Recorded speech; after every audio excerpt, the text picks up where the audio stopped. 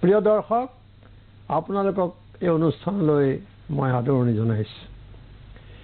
তেওঁ সুন্দৰী তেওঁ সাহসী আৰু বিতৰ্কিত তেওঁ অভিনয় প্ৰতিভাৰ অনুৰাগী অগণন তেওঁৰ সমালোচক অসংখ্য কিন্তু তেওঁ আচল মানুহগৰাকী কেনে আজি আমাক নিজৰ মুখেৰে সেই কথা জনাব অসমীয়া ছবি আৰু থিয়েটাৰৰ প্ৰখ্যাত অভিনেত্ৰী প্ৰস্তুতি পৰাশৰ আপোনাক এই অনুষ্ঠানলৈ মই আদৰণি জনাইছোঁ প্ৰথমে মই উল্লেখ কৰিব খুজিছোঁ যে আপুনি চিনেমা আৰু ভ্ৰাম্যমাণ থিয়েটাৰ সমানে অভিনয় কৰি গৈছে আৰু যিমান দূৰ মই জানো আপোনাৰ প্ৰথম আপুনি বোধকৰো চিনেমাত অভিনয় কৰিছিল আৰু ছবিখনৰ নাম আছিল মহাৰথীত অভিনয়ৰ প্ৰস্তাৱ পোৱাৰ সময়ত আপুনি ক'ত আছিল তেতিয়া মই যোৰহাটত জেবি কলেজত পঢ়ি আছিলোঁ পাৰ্ট 1ৰ ষ্টুডেণ্ট আছিলোঁ তেতিয়া জেবি কলেজত আপোনাৰ পিতৃ অধ্যক্ষ আছিল হয় হয় হয় তেতিয়া অধ্যক্ষ আছিলে আৰু মই কমাৰ্চ ডিপাৰ্টমেণ্টৰ আছিলোঁ বিকম কৰি থাকোঁতে পাৰ্ট 1ত পৰীক্ষাৰ মোটামুটি কেইদিনমান আগতে নাটক কৰিছিলোঁ এখন সপোনৰ বৃন্দাবন ৰফিকুল হুছেইন কলেজত নহয় যোৰহাটৰ আচলতে এমেচাৰ নাটক মই যোৰহাটৰ বিভিন্ন গোষ্ঠীৰ লগত বহুত নাটক কৰিছোঁ এটা সময়ত আৰু সেই সূত্ৰে সপোনৰ বৃন্দাবন নামৰ এখন নাটক কৰিছিলোঁ যোৰহাটৰ ডিষ্ট্ৰিক্ট লাইব্ৰেৰীত ৰফিকুল হুছেইন দেৱৰ ডিৰেকশ্যন আছিলে হয় সেই নাটকখন চাই বাণীদায়ে ছবিখনৰ কাৰণে কাষ্ট কৰিছিলে আৰু সেই নাটকখনতো মই এগৰাকী অভিনেত্ৰীৰ চৰিত্ৰ ৰূপায়ণ কৰিছিলোঁ আৰু সেই নাটকখনৰে মহাৰথীলৈ আগমনটো হ'ল ৰাস্তাটো তাৰমানে কলেজত পঢ়ি থাকোঁতে প্ৰথম ছবিখনৰ প্ৰস্তাৱটো পাইছিলোঁ মহাৰথী মুহূৰ্তৰ যিটো আগদিনা এইটো এটা অৱস্থা অভিনেতা অভিনেত্ৰীসকলৰ কাৰণে বৰ ডাঙৰ কথা এইটো এটা সেইদিনা নিশা কোনবোৰ কথা মনত খেলাইছিল মানে কেনেকুৱা ধৰণৰ লাগিছিল আচলতে এখন বেলেগ পৃথিৱীলৈ আগমন কৰিবলৈ গৈ আছোঁ এখন বহল পথাৰলৈ গৈ আছোঁ আৰু যিহেতু অভিনয়ৰ লগত প্ৰায় 5 বছৰৰ পৰা জড়িত হৈ আছিলোঁ বিভিন্ন নাটক কৰিছোঁ মই কৈছোঁ এমেচাৰ নাটকৰ লগত বহুত বেছি পৰিমাণে চিনেমাৰ অভিনয়ৰ আগতে নাটক কৰিছোঁ প্ৰায় 5 বছৰ বয়সৰ পৰা নাটক কৰিছোঁ মই যোৰহাটৰ বিভিন্ন মঞ্চত অপেচাদাৰী এমেচাৰ যিটো নাট্য আন্দোলন তাৰ এজন সক্ৰিয় কৰ্মী আছিলোঁ মই তেতিয়াৰ পৰাই গতিকে অভিনয়ৰ ক্ষেত্ৰত বা নাটকৰ ক্ষেত্ৰত সেই আত্মবিশ্বাসটো সেইখিনি সময়লৈকে মোটামুটি আহিছিলে কিন্তু কেমেৰাৰ যিটো গ্ৰামাৰ বা কেমেৰাৰ যিটো পৰিসৰ সেই পৰিসৰটোৰ বিষয়ে একেবাৰে অভিজ্ঞতা নাছিলে কিন্তু মহাৰথীৰ আগতে মই দুখন চিৰিয়েল কৰিবলৈ সুবিধা পাইছিলোঁ যাৰ কাৰণে অকণমান হ'লেও কেমেৰা লেংগুৱেজটো বোধগম্য হৈছিলেগৈ কেমেৰাৰ মুখামুখি হৈছিলোগৈ আৰু মোৰ আটাইতকৈ মানে এতিয়াও মনত ৰাখিবলগীয়া এটা মুহূৰ্ত শৈলদা তেখেত এতিয়া নাই আমাৰ মাজত তেখেতৰ লগত মোৰ জীৱনৰ প্ৰথম মই কেমেৰাৰ সন্মুখত শ্বটটো দিছিলোঁ চক্ৰবেহী বুলি এখন চিৰিয়েল আছে চিৰিয়েলখন নোলালেগৈ কিন্তু তাৰ পাছত মই এখন বৰ্ণালী নামৰ চিৰিয়েল কৰিলোঁ দূৰদৰ্শনৰ কাৰণে তেতিয়া এইবোৰ প্ৰাইভেট চেনেলছবোৰ নাছিলে বিশেষভাৱে মনত নাই নেকি মহাৰথী আছে সেই সময়টো এনেকুৱা আছিলে মুহূৰ্তৰ আগত ঠিক একজেক্টলি সেই সময়টো মনত নাই ক্ষণটো মনত নাই কিন্তু সেই মোটামুটি অভাৰঅল সময়টো মনত আছে যে কেনেকুৱা এটা এক্সাইটমেণ্ট আছিলে জীৱনৰ প্ৰথম ছবি আৰু বিশেষকৈ ছবিখনৰ শ্বুটিঙৰ কাৰণে আমি গৈছিলোঁ ভুৱনেশ্বৰ কলিংগ ষ্টুডিঅ' মোৰ যিটো বিখ্যাত খুব যথেষ্ট বিতৰ্কিত হৈছিলে গানটো সেই গানটোৰ শ্বুটিং কৰিবলৈ গৈছিলোঁ আমি কলিংগ ষ্টুডিঅ'ত গতিকে সেই গানটোৰ আগৰ সময়খিনিহে মোৰ মনত আছে যিহেতু সেইটোৱে মোৰ কাৰণে প্ৰাৰম্ভিক সময় চিনেমাখনৰ এটা সাংঘাতিক এক্সাইটমেণ্ট আৰু যিহেতু ছবি চিনেমা বুলি ক'লে চবৰে এটা নিজস্ব আশা থাকে প্ৰত্যাশা থাকে গতিকে সেই আশা প্ৰত্যাশাখিনি কেনেকৈ মানে চিনেমাৰ এটা ডাঙৰ স্ক্ৰীণখনত নিজক দেখা পাম নিজৰ অভিনয়টো দেখা পাম মানুহে গম পাব চিনি পাব আমাৰ চিনেমাৰ থিয়েটাৰৰ কথা যেতিয়া ওলাল এতিয়া আপুনি থিয়েটাৰ কৰিছে চিনেমা কৰিছে কিন্তু মোৰ প্ৰশ্নটো এনেকুৱা যে চিনেমা এখনত কিছুমান সুবিধা থাকে কাট কৰিলে আকৌ শ্বটটো আকৌ এবাৰ ল'লে বেয়া হ'ল কিন্তু থিয়েটাৰত সেই সুবিধাটো নাথাকে থিয়েটাৰ মঞ্চলৈ আহি কৰি যাব লাগিব আৰু তৎক্ষণাত তাত এই দুইটাৰ মাজত আপোনাৰ যিটো মানে পাৰ্থক্য এইটো ক্ষেত্ৰত কেনেকুৱা কি অভিজ্ঞতা মই ব্যক্তিগতভাৱে এগৰাকী শিল্পী হিচাপে মই নাটক বেছি ভাল পাওঁ মঞ্চ বেছি ভাল পাওঁ কাৰণ মঞ্চত যিটো অভিনয় কৰে সেইজন শিল্পীজনৰ নিজস্ব হয় কাৰণ যদি শুদ্ধ কৰিছোঁ আমাৰ নিজৰ, যদি ভুল কৰিছোঁ আমাৰ নিজৰ, আৰু লগে লগে ৰিয়েকশ্যনটো তৎক্ষণাত আমি পাই যাওঁ দৰ্শকৰ পৰা, আৰু দৰ্শকৰ লগত এটা প্ৰত্যক্ষ সম্পৰ্ক হয় আমাৰ, পোনপটীয়া সম্পৰ্ক হয়, আৰু এটা স্পণ্টেনিটি থাকে নাটকৰ ক্ষেত্ৰত বা সেই ড্ৰামাটোৰ ক্ষেত্ৰত। আমি 1ৰ পৰা 100লৈকে চিৰিয়েলি গন্তি কৰি গৈ থাকোঁ। কিন্তু চিনেমাত কেনেকুৱা হয়, কেতিয়াবা আপুনি 1টো ক'লে, কেতিয়াবা 50 ক'লে, কেতিয়াবা 25 ক'লে, কেতিয়াবা 70 ক'লে, গতিকে সেই স্পণ্টেনিটিটো নাথাকিলে অভিনয়টোৰ কাৰণে অলপ টান হৈ পৰে। সেইটো হৈছে মানে কষ্টৰ পাৰ্টটো। আৰু ইজিয়াৰ পাৰ্টটো হৈছে কি, আপোনাৰ যদি এবাৰ বেয়া হৈছে, ছেকেণ্ড টাইম আৰু এটা অপশ্যন আছে আপোনাৰ হাতত ছবিৰ ক্ষেত্ৰত, আৰু গতিকে কাৰেকশ্যনৰ সুবিধা পোৱা যায়। দুইটা মিডিয়ামৰ মই ভাবোঁ প্লাছ পইণ্ট মাইনাছ পইণ্ট দুটাৰে সমান। এইটোত অলপ বেছি চিৰিয়াছ হোৱা যায় নেকি? মানে কোনটোত, ছবিত নে নাটকত? ষ্টেজত অলপ চিৰিয়াছ হয়, এক্সেক্টলি ষ্টেজত চিৰিয়াছনেছটো অলপ বেছি। আৰু এটা কথা মনলৈ আহিছে, আমি যিকেইগৰাকী, মই ঠিক জনপ্ৰিয়তাৰ দিশৰ পৰাই চোৱা নাই দেই, আমি অভিনয়ৰ ক্ষেত্ৰত বহুত শ্ৰেষ্ঠ বুলি মানে ভাবোঁ, তেনেকুৱা শিল্পী এতিয়া শেহতীয়াকৈ যি সুধিছে মঞ্চৰ পৰাই আহিছে, নাছিৰুদ্দিন শ্বাহ, অমৰেশ পুৰী আৰু এনেকুৱা বহু আছে। তেওঁলোক মঞ্চশৈলীটোৱে আচলতে এটা পৰিসৰলৈকে এজন শিল্পীক লৈ যায়। তেওঁৰ যিখিনি বেছিক কথা শিকিবলগীয়া থাকে অভিনয়ৰ ক্ষেত্ৰত, ইমোশ্যন ডেভেলপমেণ্টৰ ক্ষেত্ৰত, কেৰেক্টাৰাইজেশ্যনৰ ক্ষেত্ৰত মঞ্চই যথেষ্ট পৰিমাণে সহায় কৰে এগৰাকী শিল্পীক। আৰু যিসকলে অকল চিনেমাই কৰিছে, থিয়েটাৰ কৰা নাই, তেওঁলোকক কি ক'ব আপুনি? কাৰণ আমাৰ কাষৰে উত্তম কুমাৰে এসময়ত যাত্ৰা কৰাৰ কথা ভাবিছিল, সৌমিত্ৰ চেটাৰ্জীয়ে ইমান ডাঙৰ অভিনেতা, ছবিটো অভিনয় কৰে, সমান্তৰালভাৱে এটা নাটকো কৰে। আচলতে মই ভাবোঁ এই গোটেই বস্তুটো নিজৰ সাধনাৰ ওপৰত নিৰ্ভৰ কৰে। কাৰণ এতিয়া যদি আপুনি ৰিচেণ্ট যিসকল বলিউডৰ শিল্পী আছে, বা বলিউড বুলিয়ে কৈছোঁ আমি ওচৰত যেতিয়া, বহুত শিল্পী কিন্তু নাটকৰ তেওঁলোকৰ বেকগ্ৰাউণ্ডটো নাই, তথাপিতো 1-2খন ছবি কৰি পেলাই তেওঁলোকে খুব ভাল অভিনয় কৰে আজিকালি। কিন্তু সেইটো সাধনাৰ ওপৰত নিৰ্ভৰ কৰে। ছবিখন কৰি আমি যদি শিকাৰ কোনো শেষ নাই, যদি খিৰিকীখন আমি খোলা ৰাখোঁ, তেতিয়া হয় ছবি নহয় নাটক, দুইটা পৰিসৰৰ পৰা কিন্তু মানুহ শিকিব পৰা বহুত স্কোপ পোৱা যায়। স্কোপ থাকিব। বৰষুণত তিতা অভিনেত্ৰী প্ৰস্তুতি পৰা মুক্তভাৱে বৰষুণত তিতি অভিনয় কৰিবলৈ কেতিয়াবা অপ্ৰস্তুত হৈছে নেকি? সেইখিনি সময়ত মনলৈ একো ভাৱ অহা নাছিলে, কাৰণ মোৰ যিজন পৰিচালক বাণীদা, তেখেতৰ ওপৰত সাংঘাতিক মোৰ বিশ্বাস আছিলে। আৰু প্ৰথম বাণীদাসৰ ছবিত হয়, সেইখনেই প্ৰথম ছবি আছিলে। প্ৰয়োজনটো বেলেগ বেলেগ হয় বৰষুণত তিতা। হয়, এতিয়া যিবোৰ আমি দেখোঁ খুব মানে বিগ বাজেটৰ ছবিবিলাকত, হিন্দী চিনেমাবিলাকত বিশেষকৈ, যে বৰষুণত তেতিয়া এটা যৌনগন্ধি কথা এটা থাকে, কিন্তু এখন বেলেগ ধৰণৰ চিৰিয়াছ ছবি তেনেকুৱা এটা নহ'বও পাৰে। মই গুণগুণ গানে গানে এখনতো কৰিছোঁ তেনেকুৱা এটা চিন, যিটো চিনত খুব মানে গধুৰ চিন এটা, বৰষুণত তিতাৰ চিন এটা আমি দেখুৱাবলগীয়া হৈছিলে গুণগুণ গানে। মই কৈছোঁ যিটোত অলপ মানে পৰিচালক অন্য ধৰণে আবেদনময় গোটেই বস্তুটো ৰুচিসম্পন্ন যদি হয়, তেতিয়াহ'লে তাত অপ্ৰস্তুত হোৱাৰ কথা নাহে। ৰুচিসন্মত এতিয়ালৈকে যিমান কৰিছে সকলো ৰুচিসন্মত বুলিয়ে মই ভাবিছোঁ। মই ভবা নাই যে ৰুচিসম্পন্ন হৈছে বুলি। সেইটো সাহসী অভিনেত্ৰী হিচাপে আপোনাৰ এটা নাম আছে, কিন্তু এই সাহসৰ মাজতো কেতিয়াবা এনে পৰিস্থিতিৰ সৃষ্টি হৈছে নেকি যে কোনোবা দৃশ্যত পৰিচালকে আপোনাক অংশগ্ৰহণ কৰিবলৈ বাধ্য কৰাইছে? নাই, আজিলৈকে কোনো ক্ষেত্ৰত মোক কোনো বাধ্য কৰা নাই। অমান্তি হৈছে? মই ভাবোঁ এগৰাকী মহিলাৰ যেতিয়া নিজৰ আত্মবিশ্বাস থাকে, যেতিয়া এগৰাকী মহিলাই নিজক সন্মান কৰে, তেওঁৰ সন্মুখত থকা 10জন ব্যক্তিকে তেওঁ সন্মান কৰিবলৈ বাধ্য হয়। আৰু এগৰাকী মহিলা হিচাপে মোৰ প্ৰফেশ্যনেল লাইনত কোনো দিনাখন মই কেতিয়াও তেনেকুৱা ধৰণৰ ঘটনাৰ সন্মুখীন হোৱা নাই। আৰু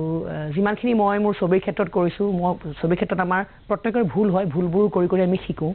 কামৰ ক্ষেত্ৰত মই কৈছোঁ, ঠিক তেনেধৰণৰ ভুল মোৰো হৈছে। অভিনয় কেতিয়াবা বেয়াও কৰিছোঁ, সেই বেয়া অভিনয়টোৰ পৰা মই শিকিছোঁ। কিন্তু কোনো ক্ষেত্ৰত কোনো পৰিচালকে মোক আজিলৈকে জোৰ কৰা নাই কোনো ক্ষেত্ৰত। ক'তো এনেকুৱা পৰিস্থিতিৰ সৃষ্টি হোৱা নাই যে য'ত মান্তি হ'বলগীয়া হৈছে বা মান্তি হ'বলগীয়া হৈছে? আৰু মোৰ যদি বিবেকে নকয়, তেতিয়াহ'লে মই মান্তি কেতিয়াও নহওঁ। তেনেকুৱা হৈছে নেকি? মই এইটো কৈছোঁ নাই, আজিলৈকে তেনেকুৱা হোৱা নাই।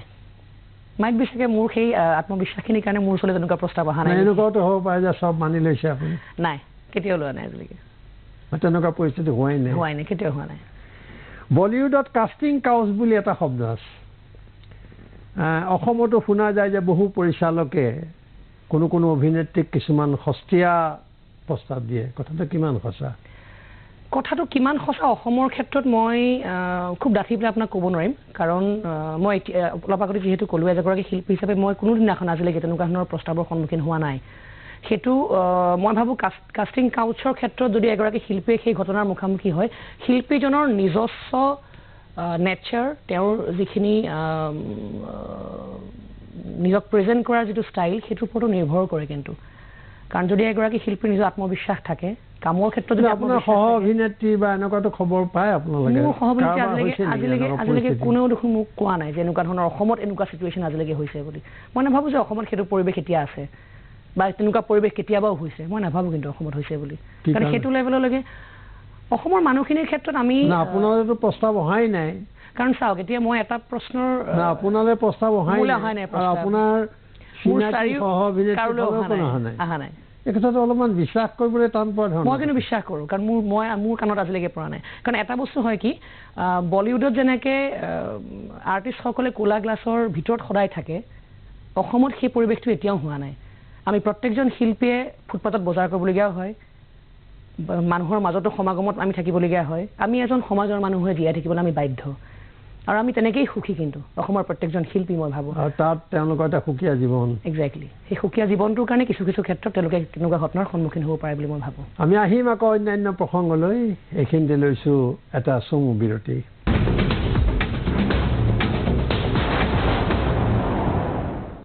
নতুন L18 Color Pops Matte Lipstick bold গভীৰ ৰং মাত্ৰ এবাৰতে নতুন L18 Color Pops Matte Lipstick প্ৰায় 50% মানুহৰ দাঁত তথা আলুবোৰৰ কিবা নহয় কিবা সমস্যা আছে আপুনি বাৰু কেতিয়াবা ভাবিছেনে ইয়াৰ কাৰণ আপোনাৰ কেমিকেলেৰে বনোৱা টুথপেষ্ট নহয়তো বহুত হল এক্সপেৰিমেন্ট এতিয়া দাঁত আৰু আলুৰ বাবে অত্যন্ত লাভদায়ক 26 বিধ যথেষ্ট মূল্যৱান বনৌষধিৰে নিৰ্মিত দন্তকান্তি ব্যৱহাৰ কৰক আৰু নিজৰ দাঁতবোৰক দিয়ক দীৰ্ঘায়ুৰ বৰদান চিঞৰ বাখৰ কৰি একো লাভ নাই মই চাকৰিৰ পৰা ছুটি লৈ আহিছো তোমাক হস্পিটেলত এডমিট কৰাইহে যাম মই কৈছো নহয় মই নাযাওঁ মই ইয়াৰ পৰা এক খোজ নাতোৰো আৰু মই তোমাক ইয়াত এখন টেবুল থাকিব নেকি এইখনটো মোৰো ঘৰ মই ইয়াৰ পৰা নাযাওঁ নাযাওঁ বুলি ক'লে হ'বনে সব কথা তোমাৰ মতে নচলে ব'লা তহঁতৰ কি হৈছে তাই হস্পিটেললৈ নাযাওঁ বুলি কৈছে তই ইমান জোৰ কৰিছ কিয় তইতো ঘৰতে জন্ম হৈছিলি একোতো অসুবিধা হোৱা নাছিল তই মনে মনে থাক মোৰ এক কথা মোৰ বোৱাৰীৰ প্ৰসৱ ঘৰতে হ'ব এতিয়াৰ কথা বেলেগ আছিল মোৰ শেষ কথা মাইনাৰ জন্ম হস্পিটেলতে হ'ব ব'লা এতিয়া গম পালা চৰকাৰী হস্পিটেলত কিমান সুবিধা প্ৰসূতি পঞ্জীয়ন কৰাৰ পৰা টেষ্ট পেছাব পৰীক্ষা কৰা সাধাৰণ প্ৰসৱ বা সিজাৰিয়ান অপাৰেশ্যন ঔষধ পাতিৰ সকলো সুবিধা চৰকাৰী হস্পিটেলত পোৱা যায় কেঁচুৱাৰ জন্ম আৰু তাৰ পিছৰ 2 জাতিলৈ মাক আৰু কেঁচুৱাৰ সম্পূৰ্ণ চোৱাচিতা কৰা কেৱল সেয়াই নহয় কেঁচুৱাৰ জন্মৰ পিছত 1 বছৰলৈ সম্পূৰ্ণ বিনামূলীয়াকৈ মাক আৰু কেঁচুৱাৰ স্বাস্থ্য পৰীক্ষা কৰা হয় প্ৰসূতিক হস্পিটেললৈ অনাৰ পৰা কেঁচুৱালৈ আদৰণি বাহনেৰে ঘৰলৈ যোৱালৈকে সম্পূৰ্ণ সুবিধা বিনামূলীয়া প্ৰগতিৰ আধাৰশিলা সবল স্বাস্থ্য সুৰক্ষিত অসম আমাৰ লক্ষ্য চুলি সৰা বন্ধ কৰক মাত্ৰ 7 দিনতে ভিটিলিগো হোৱাইট পেচেছ পিগমেন্টেশ্যন স্থায়ী সমস্যাৰ সমাধান পাব পাৰে শুক্লাছ ভেষজ সুৰক্ষা এক প্ৰসিদ্ধ আয়ুৰ্বেদিক ট্ৰিটমেণ্ট চেণ্টাৰ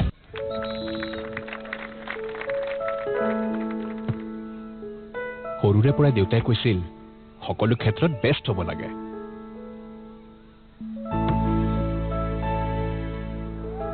খেলপথাৰত খেলা ধূলা কৰোঁতেই হওক অথবা স্কুলৰ পঢ়া শুনা শক্তি শৰীৰৰে হওক বা মগজুৰ তাতো বেষ্ট হ'ব লাগে দেউতাৰ উপদেশ সদায় বেষ্ট আছিল সেইবাবেই ঘৰো কেৱল বেষ্টৰে কিয়নো বেষ্টতকৈ ভাল একোৱেই নহয় বেষ্ট সিমেন্ট জানদাৰ সিমেন্ট শানদাৰ জোৰ करवटें बदलना छोड़िए सोना है तो जागिए हर मैट्रेस हर एक के लिए नहीं होता आपको अपने लिए एक सही मैट्रेस चाहिए और आपका सही मैट्रेस मिलेगा स्लीप वेल के नए माई मैट्रेस रेंज में स्लीप वेल माई मैट्रेस सोना है तो जागिए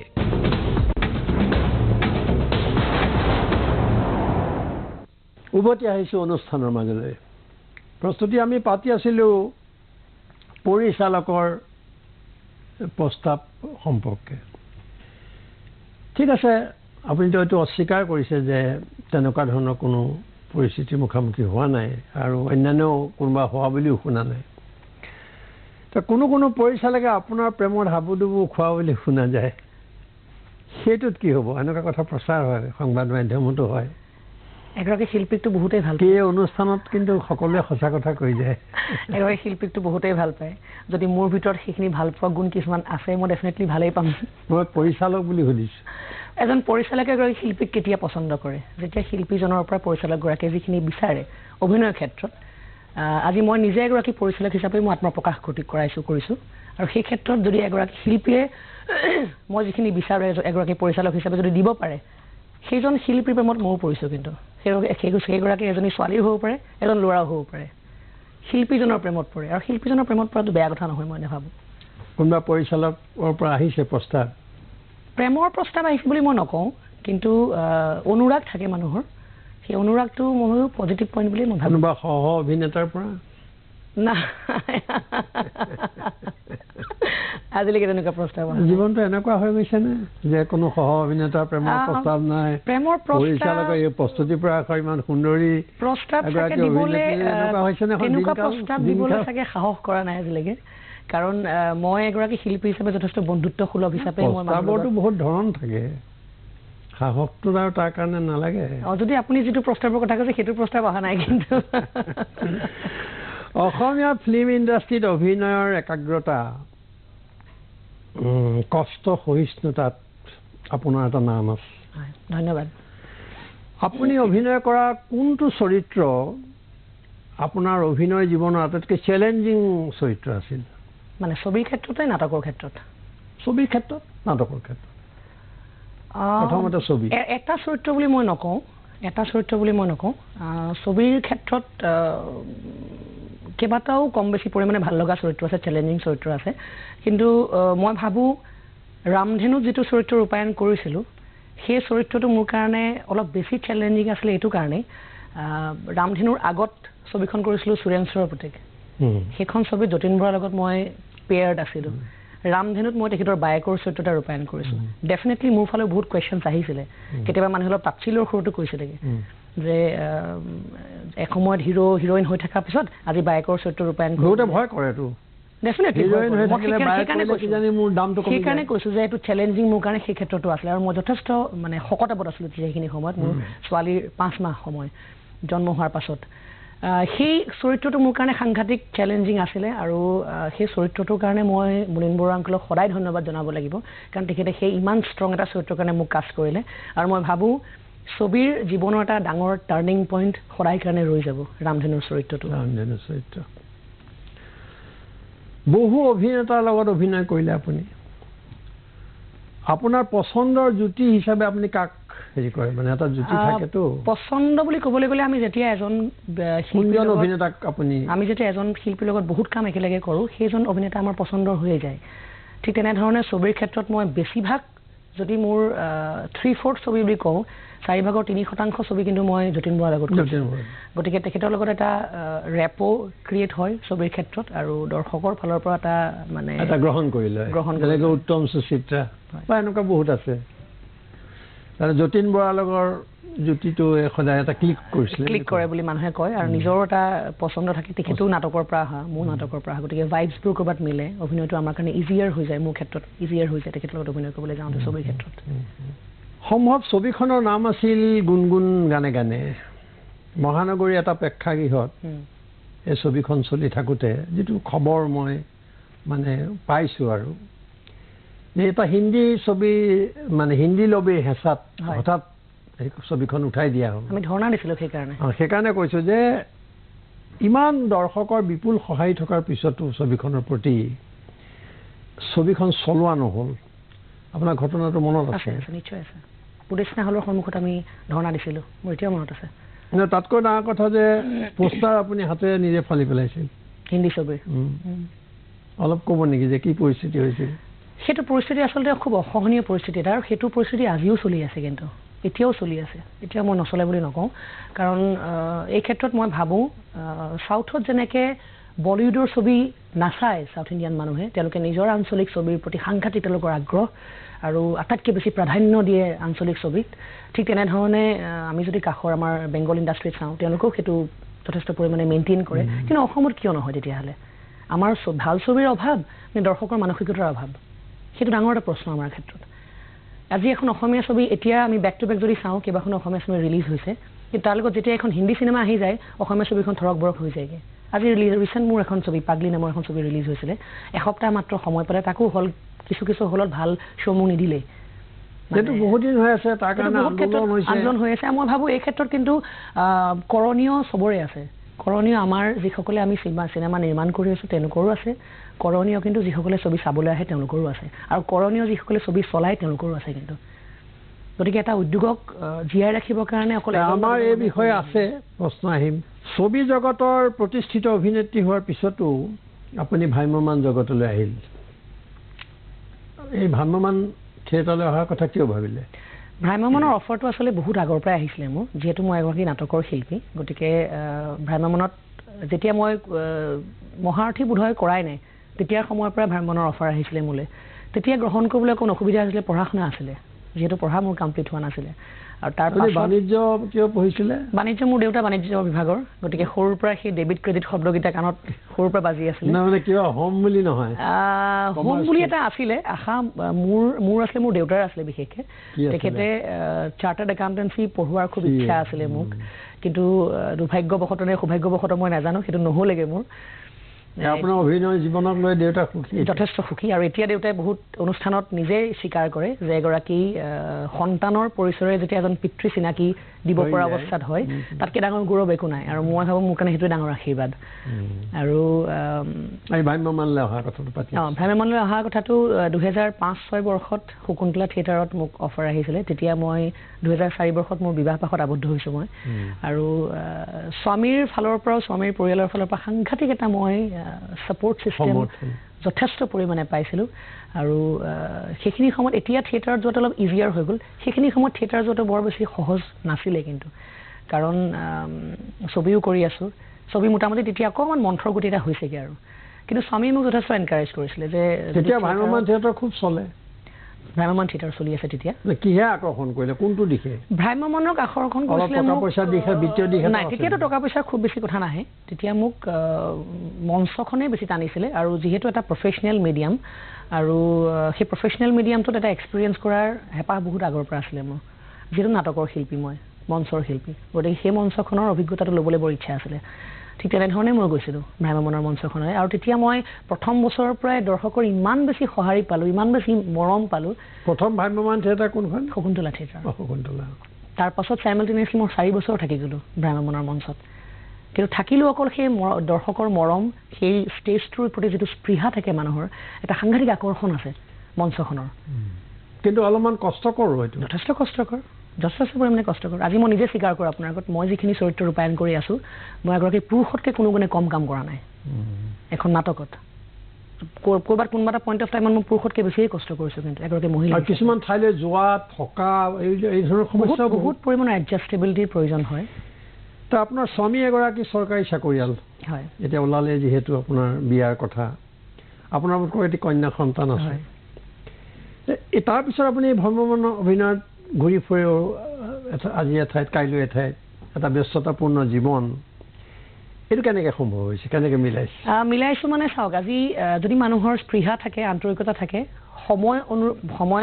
ৰূপত আমি কামখিনি কৰোঁ, সময় হিচাপে যিখিনি কাম কৰিবলগীয়া থাকে আমাৰ, তেতিয়া বস্তুখিনি মিলি যায়। আৰু আজি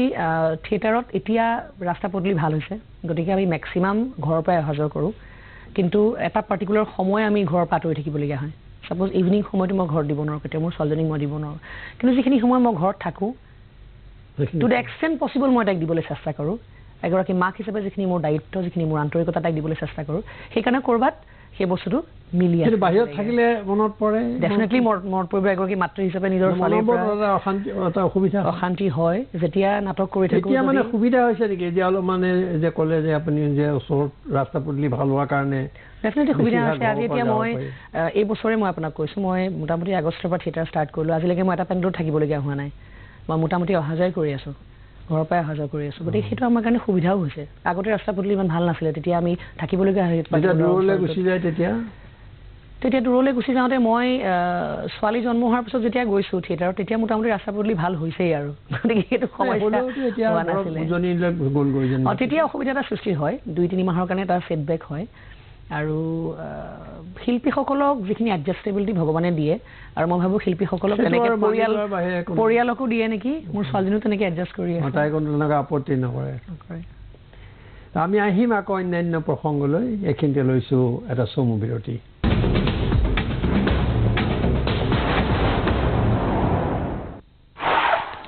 এজন নেতা থাকিব আহিল, কেইমাহমানৰ পাছত গুচি গ'ল আৰু এজন নেতা থাকিব আহিল কিছু বছৰ পাছত তেওঁ গুচি গ'ল এনেদৰে আৰু নেতা আহিব আৰু যাব কিন্তু নতুন ইণ্ডিগো ফ্লোৰ পেইণ্টৰ শাসনটো চলিয়ে থাকিব ইণ্ডিগো ফ্লোৰ পেইণ্ট সকলো সহে বছৰ বছৰ চলে আপোনাৰ বাৰু হাৰ্ট এটেক নাইবা জীৱনৰ প্ৰতি ভাবুকিস্বৰূপ আঘাতৰ সংশয় আছে নেকি এম্বুলেন্সক বাধা দি গাড়ী ৰাখি আমি কেনেদৰে ইমান স্বাৰ্থপৰ অশিক্ষিত আৰু অসাৱধানী হ'ব পাৰোঁ কেতিয়াও কোনো কাৰণতে জৰুৰীকালীন বাহনৰ সন্মুখত আপোনাৰ বাহন নাৰাখিব এনেদৰে আপুনিও কাৰোবাৰ জীৱন কাঢ়ি আনিব পাৰে হাৰ্ট এটেক নাইবা জীৱনৰ প্ৰতি ভাবুকিস্বৰূপ আঘাতৰ দ্বাৰা আক্ৰান্ত ব্যক্তিৰ জীয়াই থকাৰ ক্ষমতা মাত্ৰ 4 মিনিটত 70%ৰ পৰা 60%লৈ কমি যাব পাৰে যেতিয়াই আপুনি চাইৰেনৰ শব্দ শুনিব পথৰ কেৱল সোঁফালটো এম্বুলেন্সৰ বাবে এৰি দি 10ৰ ভিতৰত 10টা সংকটপূৰ্ণ জীৱন বচাব পৰা যায় ট্ৰেফিক জামক দোষ দিবলৈ এৰক দোষ দিয়ক আপোনাৰ স্বাৰ্থপৰ মনোভাৱক ভাৰতৰ এম্বুলেন্সৰ প্ৰতি 0% সঁহাৰি দিয়া হয় হাৰ্ট এটেকত আক্ৰান্ত 95% মানুহে চিকিৎসালয়ত উপস্থিত হ'বলৈ এম্বুলেন্সক নামাতে কেৱল এম্বুলেন্সৰ বিলম্বতাৰ বাবে আমি কেৱল এজন চিকিৎসক বিজ্ঞানী নাইবা অভিযন্তা হিচাপে উত্তীৰ্ণ হ'ব পাৰোঁ কিন্তু এজন মানুহ হোৱাৰ ক্ষেত্ৰত অনুত্তীৰ্ণ হওঁ এম্বুলেন্সক যাবলৈ সুবিধা দিয়ক জীৱন বচাওক মানৱতা বচাওক প্ৰগতিৰ আধাৰশিলা সবল স্বাস্থ্য সুৰক্ষিত অসম আমাৰ লক্ষ্য Wow, I'm so excited. আজি মোৰ প্ৰথম শুটিং হেল্ল' সৰি প্ৰডিউচাৰে তোমাক কেনসেল কৰিছে কেনসেল কপালত জুতি বহি নাথাকিব আসল জ্যোতিষীৰ পৰা খাতি গ্ৰহৰত্ন গ্ৰহণ কৰক আৰু গ্ৰহৰটো খণ্ডন কৰক ৰত্নকুবেৰ এটা নাম খাতি ৰত্ন উচিত দাম প্ৰতিটো ৰত্নৰ লগত পাব বিশুদ্ধতাৰ গ্যাৰেণ্টি কাৰ্ড জ্যোতিষ বিভাগত আছে জ্যোতিষী কিৰয়াং ৰত্নকুবেৰ জেমছ এণ্ড জুৱেলাৰী মণিপুৰী বস্তি গুৱাহাটী ফোন নম্বৰ 2512102908594930 বনৰীয়া চাব নাপাহৰিব হেঙুল থিয়েটাৰৰ মঞ্চত আহি আছে ৰাজদীপৰ নাটক বনৰীয়া মই বিশ্বাস নকৰো যে ধপাত মাৰাত্মক মই বিশ্বাস নকৰো যে ধপাত মাৰাত্মক মই বিশ্বাস নকৰো ধপাত মাৰাত্মক আমি যি কথাই নকওঁ কিছুমান লোকে আমাৰ উপদেশ নুশুনে মই বিশ্বাস নকৰো ধপাত মাৰাত্মক এই সতৰ্কতাৰ প্ৰতিটো পেকেটত আছে ইয়াক পঢ়ক আৰু ইয়াক বিশ্বাস কৰক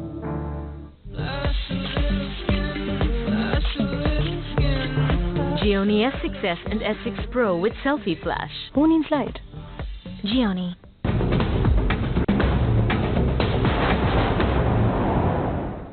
বিৰতিৰ পিছত উভতি আহিছোঁ অনুষ্ঠানৰ মাজলৈ যদি আমি কথা পাতোতে ওলাইছিলে যে অসমীয়া ছবি ক্ষেত্ৰত যিটো এতিয়াও হৈ আছে বুলি আপুনি অনুভৱ কৰে তা আপোনাৰ পাগলি নামৰ ছবিখন ৰিলিজ হৈছে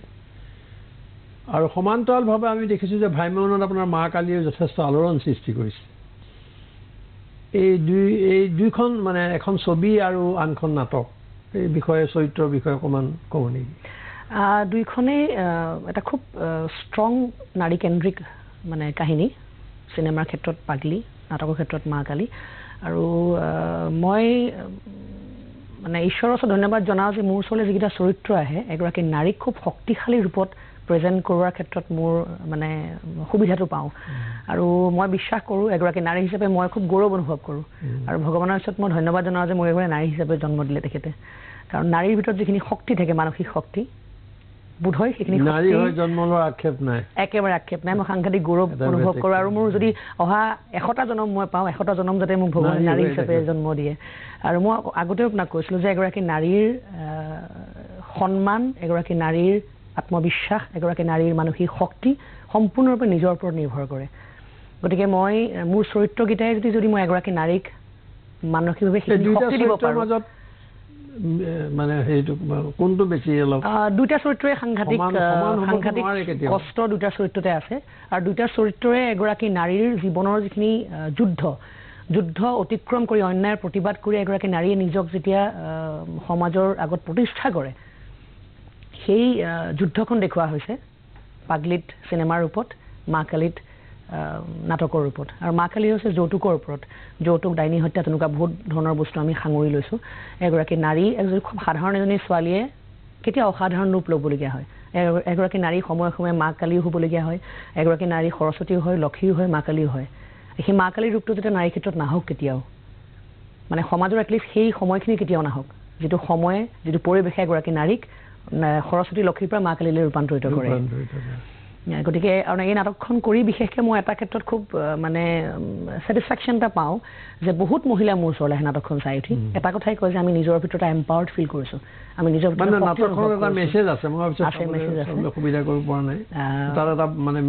মেছেজ আছে আৰু সেই মেছেজটোৱে যদি এগৰাকী নাৰীৰ ওচৰলৈ যাব পাৰে সেই মেছেজটো যদি গৈ পাইছেগৈ আমাৰ মানে সফলতা সেইখিনিতে আৰু পাগলীৰ ক্ষেত্ৰত মই ক'ম যে পাগলীৰ ক্ষেত্ৰত এগৰাকী একশ্যন বেছড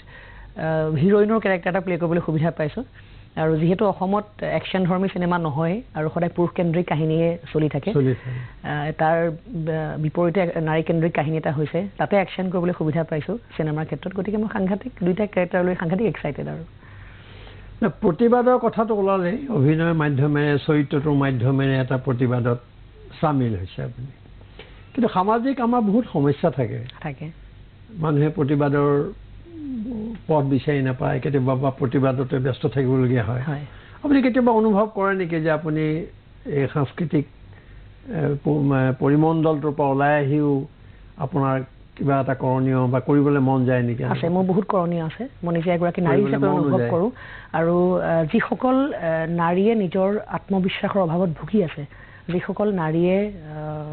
জীৱনৰ ২৪ ঘণ্টাত বিভিন্ন ধৰণৰ সমস্যাৰ সন্মুখীন হৈ আছে নিজৰ ভিতৰৰ শক্তিখিনি কেতিয়া উপলব্ধি কৰিব পৰা নাই সেইসকল নাৰীৰ ক্ষেত্ৰত কিবা এটা কৰাৰ মোৰ সাংঘাতিক স্পৃহা আছে আৰু সেইটো মই ভাবোঁ টু চাৰ্টেন এক্সটেণ্ট মই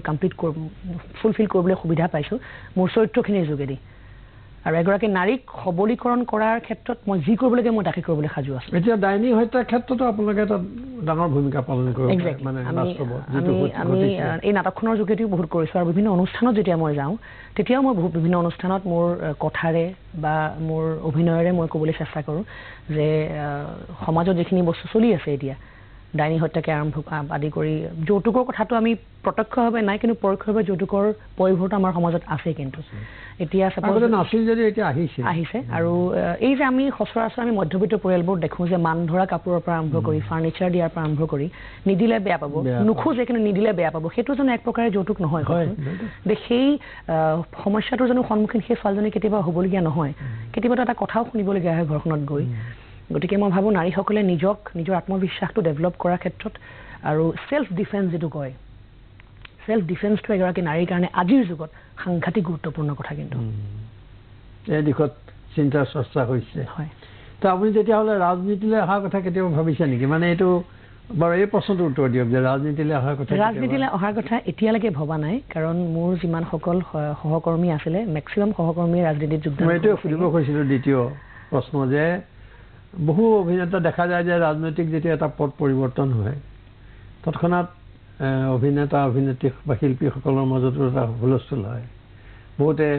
নতুন দলত যোগদান কৰে বা চৰকাৰৰ কাষ চাপে গতিকে আপোনাৰ ক্ষেত্ৰত আমি কিন্তু এতিয়ালৈকে দেখা নাই যে কোনোবা ৰাজনৈতিক দলৰ প্ৰচাৰত নামিছে নেকি আপুনি আজিলৈকে কেতিয়াও নামা নাই কোনোবাই মাতিছে মাতাটো বহুতে মাতে কিন্তু মই আপোনাক আগতেই কৈছিলোঁ যদি মোৰ বিবেকে নকয় তেতিয়াহ'লে মই কোনো কাম কৰিবলৈ কেতিয়াও এতিয়ালৈকে বিবেকে কোৱা নাই এতিয়ালৈকে বিবেকে মোক কোৱা নাই কাৰণ মই বিধায়কৰ নামত বিধায়ক হ'ব নিবিচাৰোঁ ৰাজনীতিৰ নামত মই ৰাজনীতি কৰিব কেতিয়াও নিবিচাৰোঁ যেতিয়া মই অনুভৱ কৰিম যে সঁচা অৰ্থত মই মানুহৰ কাৰণে কিবা এটা কৰিব পাৰিম সেই সুবিধাখিনি পাম তেতিয়া হয়তো চাগে ৰাজনীতিৰ কথা চিন্তা কৰিম কিন্তু এতিয়াৰ যিটো সময় যিটো প্ৰেক্ষাপট এই প্ৰেক্ষাপট কিন্তু মই ৰাজনীতিক পৰিসৰটো ব্যক্তিকেন্দ্ৰিক বুলি আপোনাক ক'ম মোৰ যিটো অনুভৱ এগৰাকী নাগৰিক হিচাপে ক'ত ব্যক্তিকেন্দ্ৰিকেই হৈ আছে কিন্তু বহুত ঘটনাই ঘটে ভ্ৰাম্যমান জগতখনত এই মুহূৰ্তত জীৱনত পাহৰিব নোৱাৰা এনেকুৱা কিবা ঘটনা আপোনাৰ আছে নেকি যে য'ত ভ্ৰাম্যমান থিয়েটাৰ কৰোঁতে ঘটিছে তেনেকুৱা কিবা খুব মনত ৰাখিবলগীয়া বা ক'বলগীয়া ভ্ৰাম্যমানৰ সময়ছোৱাত ঠিক ডাঙৰ ঘটনা বুলি মই নকওঁ কিন্তু কেতিয়াবা আগতে আছিলে এতিয়া অলপ কমিলে কেতিয়াবা নাটক কৰি থকা সময়ত যিহেতু খুব ৩,০০০ ৩,৫০০ দৰ্শক উপস্থিত থাকে ৰুচি সম্পন্ন দৰ্শকৰ লগতে কেতিয়াবা অকণমান বেলেগ মানসিকতাৰ দৰ্শকো ২-৪জন আহে আহিলে যেতিয়া গেলেৰীৰ পৰা কেতিয়াবা অশ্লীল শব্দ এটা শুনা যায় কাণত এগৰাকী নাৰী হিচাপে মঞ্চত থিয় হৈ থকা সময়ত যথেষ্ট অসন্মান অনুভৱ কৰা যায় কেতিয়াবা তেনেকুৱা ইনচিডেণ্ট অকল মোৰ লগত বুলি মই নকওঁ বৰ্ষা ক্ষেত্ৰতো হৈছে তেনেকৈ ময়ো পাইছোঁ কেতিয়াবা কোনোবা এটা সময়ত নাটকখন ৰখাই দিবলগীয়া অৱস্থা হয় তেতিয়া এগৰাকী শিল্পীৰ মনত যিটো আঘাত পাওঁ আমি এগৰাকী নাৰী হিচাপে আমাৰ অস্তিত্বত যিটো আঘাত পাওঁ সেই আঘাতটো কিন্তু সদায় মনত থাকি যাবলগীয়া আৰু এতিয়া কিন্তু মই কৈছোঁ আগতে হৈছিলে আজিকালি কম হয় বা আজিকালি নহয় মোৰ ক্ষেত্ৰত যোৱাকালি নে পৰহি এটা মানে কোৱা নৰ্মেল ডিছকাশ্যন তাত এই কথাটো ওলাইছিলে যে আজিকালি যিখিনি মই নাটক কৰি থাকোঁ যিবোৰ অঞ্চলত যাওঁ কেতিয়াবা খুব মানে জংগী জেগা বুলি আমি কওঁ মানে নাম থাকে এটুকুৰা জেগা সাংঘাতিক জংগী দেই ইয়াত খুব বেছি চিঞৰ বাখৰ হয় কিন্তু নটৰাজৰ কৃপাত মই আজি এতিয়া যিখিনি চৰিত্ৰ ৰূপায়ণ কৰিবলৈ সুবিধা পাই আছোঁ মাইট বি চাগে সেই চৰিত্ৰখিনিৰ কাৰণে মানুহে ঘপককৈ কিবা এটা বেয়াকৈ চিঞৰিবলৈ ভয় কৰে মহাৰাণী কৰিলোঁ মা কালী কৰিলোঁ আৰু কেতিয়াবা কিবা এনেকুৱা ঘটনা ঘটি গ'ল নেকি যিটো ধৰক ভাবিলে এতিয়া খুব মানে মই নকৰিবলগীয়া কিবা কাম কৰা কথা কৈছে কিবা অঘটনেই ঘটিলে কিবা থিয়েটাৰত আজিলৈকে ভগৱানৰ কৃপাত তেনেকুৱা ধৰণৰ অঘটন হোৱা নাই কিন্তু এই ৰিচেণ্ট এটা ঘটনা যথেষ্ট বিতৰ্কিত হৈ আছে যথেষ্ট সেইটোলৈ আমি আহিম সেইটোলৈ পিছত আহিম গতিকে সেইটোৰ বাহিৰে মই বেলেগ হৈছে ধৰক এতিয়া আপুনি গৈছে নাটকখন আৰম্ভ কৰাৰ সময়ত গৈ পোৱা নাই তেনেকুৱা ঘটনা হৈছে আপোনাৰ কিবা বিপদ এই সাংঘাতিক বিপদ হৈছে এটা মানে অলপ হাস্য ৰসৰে হেৰি আমি যিহেতু বহুত চিৰিয়াছ কথাই পাতিলোঁ গতিকে মোৰ এতিয়াও মনত আছে মই মহাৰাণী যেতিয়া কৰি আছিলোঁ তেতিয়া এষ্টেমা বুলি এটা প্ৰগ্ৰেম অনুষ্ঠান আছিলে মুছলিম সম্প্ৰদায়ৰ আমাৰ হেৰি ওচৰত নগাঁৱৰ ওচৰত তেতিয়া মোৰ বিহগুৰি বুলি এটা অঞ্চলত মোৰ নাটক আছিলে মই নগাঁৱৰ পৰা অহা যোৱা কৰিছোঁ মোৰ ছোৱালীক নগাঁৱত থৈছোঁ নগাঁও ঘৰৰ পৰা মোৰ মানে চুচুৰাল তাৰ পৰা মই বিহগুৰিলৈ যাব লাগে মোটামুটি মই 1 মান বজাত ওলাইছোঁ সন্ধিয়া 5:30-6 বজাত আমাৰ নাটক আৰম্ভ কৰিবলগীয়া হয় 1 মান বজাত ওলাই মোটামুটি আমি প্ৰায় 4-5 ঘণ্টা ট্ৰেফিক জামত ফচি আছোঁ কোনোফালে গাড়ী মুভমেণ্ট নকৰে আমাৰ আমনি পৰা আগে মোটামুটি সেইখিনি সময়ত আৰু মানে কি কৰোঁ কি নকৰোঁ অৱস্থা আছে ইফালে তাৰ পৰা ফোনৰ উপৰি ফোন প্ৰায় 3 মান বজাৰ পৰাই দৰ্শকৰ ভিৰ মানে প্ৰেক্ষাগৃহত মহাৰাণী চাবলৈ ছেকেণ্ড শ্ব' আছে এতিয়া ফোন নাযায় তালৈ নেটৱৰ্ক জাম হৈ গৈছেগৈ মোৰ কাষত মানে মই লাষ্টত নামি গৈ ওচৰে পাজৰে যিমান মানুহ আছে চবৰে ঘৰলৈ গৈ পেলাই নক কৰিছোঁগৈ কাৰোবাৰ যদি বাইক এখন আছে মোক দিয়ক কিবা প্ৰকাৰে মই ওলাই যাব পাৰিলে হ'ল আৰু এইখিনিৰ পৰা পাবগৈ লাগে আৰু মানে বাকী তেতিয়া মোটামুটি আমি সেইখিনি সময়ত ফচি আছোঁ প্ৰায় 6 মান বজালৈকে 1 মান বজাৰ পৰা 6 মান বজালৈকে ফচি আছোঁ আৰু সেইখিনি সময়ত মানে মোৰ মই কি কৰিব বিচাৰোঁ মই গম পোৱা নাই মোৰে কাম কৰা নাই আৰু মানে এনেকুৱা পৰিৱেশৰ সৃষ্টি কোনো ৰাজ্যত কেতিয়াও নহওক কিন্তু কাৰণ আজি থিয়েটাৰ কৰিবলৈ গৈ আছোঁ সেইটো ডাঙৰ ঘটনা এটা সেইটো থিয়েটাৰ কৰিবলৈ গৈ আছোঁ কিন্তু যদি এজন মানুহৰ মৃত্যুমুখত পৰি থাকে সেইখিনি সময়ত তেতিয়া কি হ'ব তেতিয়া তেওঁৰ পৰিয়ালৰ মানুহখিনিৰ কি হ'ব ডাঙৰ কথা সেইটো আমি চিন্তা কৰিবলগীয়া বিষয় কিন্তু নাটক পৰ্যন্ত পাইছে বহুত ক্ষেত্ৰত তেনেকুৱা ধৰণৰ সমস্যাৰ সন্মুখীন হয় গতিকে মই ব্যক্তিগতভাৱে তাৰ পৰা মই ওচৰতে এহাল মাক আৰু পুতেক আছিলে তেওঁলোকেও নাটক চাবলৈ ৰৈ আছে যাব পৰা নাই তেওঁলোকৰ স্কুটি এখন আছিলে তেওঁলোকক ক'লে আপোনালোকে মোৰ গাড়ীত উঠক স্কুটিখন মোক দিয়ক মোৰ দেৱৰজন আছিলে লগতে ভাগ্য ভাল তেওঁ স্কুটিখন ল'লে আৰু চলাব পৰা অৱস্থাত নাই মোটামুটি 3 কিলোমিটাৰমান লাগে স্কুটিখন ঠেলি গৈছে মই 2 হাত মানে দুহাতে 3-4টা মান বেগ দাঙি লৈছোঁ দৌৰিছোঁ খালি মাত্ৰ মানুহ ঠেলি হেঁচি খালি দৌৰিছোঁ মই সি স্কুটিখন ঠেলি গৈছে ক'ৰবাত আমি স্কুটি দাঙিছোঁ ৰাস্তা মানে মানুহৰ গেলেকনি চেলেকনি একো চোৱা নাই আৰু মানে ৱাল চাল পাৰ হৈ স্কুটি দাঙিছোঁ তেনেকুৱা এটা পৰিৱেশৰ সৃষ্টি হৈছে 3 কিলোমিটাৰমান তেনেকৈ দৌৰি গৈ পিছত স্কুটিত গৈছোঁ কলিয়াবৰ কমিটি আকৌ আগবাঢ়ি আহিছে মোক ব্ৰিজলৈকে লৈ গৈছে তাৰ পৰা আকৌ ব্ৰিজৰ পৰা বিহগুৰিলৈ গৈছোঁ মোটামুটি 7:30 মান বজাত মই নাটক গৈ পাইছোঁগৈ প্ৰেক্ষাগৃহ কমপ্লিটলি ফুল আৰু এটা ভয় আছে বিহগুৰিও মানে সাংঘাতিক কানচাৰ্ণ এখন অঞ্চল গতিকে সেই অঞ্চলত নাটক কৰিবলৈ যাওঁতে যেতিয়া 3টা বজাৰ পৰা দৰ্শক ৰৈ আছে 7 বজালৈকে গতিকে মই মানে প্ৰথম সোমাওঁতে মই মোৰ এছপে কাপোৰ কানি লৈ সোমাইছোঁ যে চিলগুটি মাৰিলে চাগে আজি আৰু মোক মানে কি অৱস্থা হ'ব মোৰ ঠিক নাই কিন্তু আপুনি বিশ্বাস নকৰিব সেইখিনি সময়ত মই যেতিয়া ষ্টেজত উঠিছোঁ মঞ্চত সেৱা কৰি দিছোঁ যে মই আজি জীৱনৰ মোৰ বেষ্ট পাৰফৰ্মেঞ্চ দিম সেইটো ভাবি লৈছোঁ মই আজি বেষ্ট পাৰফৰ্মেঞ্চ দিম যিমান আজিলৈকে মই অভিনয় কৰিলোঁ আজি আটাইতকৈ নিষ্ঠাৰে মই অভিনয় কৰিম সেইদিনা প্ৰথম নিশা ছেকেণ্ড নিশা সেইদিনাখন ছেকেণ্ড নিশা আৰু দৰ্শকৰ ফালৰ পৰা এটা শব্দ নাই তেওঁলোকে ইমান ধুনীয়াকৈ নাটকখন চাই ইতিমধ্যে কোৱা হ'ল নেকি যে আপুনি এনেকৈ আহিব পৰা নাই ইতিমধ্যে কোৱা হোৱা নাছিলে তাৰ পাছত কিন্তু আমি যেতিয়া নাটকখন আৰম্ভ কৰিলোঁ তেওঁলোকে ধৈৰ্য সহকাৰে আছে তাৰ পাছত শেষত কিন্তু এটা এনাউন্সমেণ্ট কৰিছে এনাউন্সমেণ্টটো মোৰ ফালৰ পৰাই কৈছে যে এনেকুৱা এটা অপ্ৰীত পৰিৱেশৰ সৃষ্টি হোৱাৰ কাৰণে তেখেতে মানে দেৰি হ'ল আৰু নাটকখন শেষ হোৱাৰ পিছত প্ৰায় কোনো স্কোপ নাই মোৰতো স্কোপ নাই কাৰণ মই এইখিনি সময়ত নাটকত উঠোঁতেই মানে ভাবিছোঁ আজি মই কিহৰ সন্মুখীন হওঁ ঠিক নাই চাগে আৰু কিন্তু সেয়াই দৰ্শকৰ মৰম সেয়াই দৰ্শকৰ আদৰ কাৰণ তেওঁলোকেও অনুভৱ কৰিছে যে সমস্যাটো মোৰ ব্যক্তিগত সমস্যা নহয় আৰু পিছত 40-50 গৰাকী মহিলা মোৰ ওচৰলৈ আহিছে আহি কৈছে আপোনাক ইমান ভাল পাওঁ আপোনাৰ কাৰণে 3-4 ঘণ্টা আমি হলত বহি আছোঁ কেঁচুৱালৈ বহি আছোঁ মই যেতিয়া হাতযোৰ কৰি ক্ষমা কৰিছোঁ যদি মোৰ কাৰণে কিবা তাৰ পাছত তেনেকুৱা সিমানখিনি পৰ্যায়লৈকে হোৱা নাই কিন্তু এতিয়াও হয় শৰাইঘাটৰ ব্ৰিজত কেতিয়াবা জাম থাকিলে আমাৰ সমস্যা সৃষ্টি হয় অলপতে তেনেকুৱা এটা ইনচিডেণ্ট হৈছে ভাগ্য ভাল বৰষুণৰ কাৰণে শ্ব'টো কেঞ্চেল কৰিলে কিন্তু কেঞ্চেল নকৰা হ'লে চাগে মই গৈ নাপাওঁগৈ কেতিয়াও তেনেকুৱা হয় সমস্যাৰ সন্মুখীন হয় খুব ইণ্টাৰেষ্টিং আমি আহিম আকৌ অন্যান্য প্ৰসংগলৈ এইখিনিতে লৈছোঁ এটা চমু বিৰতি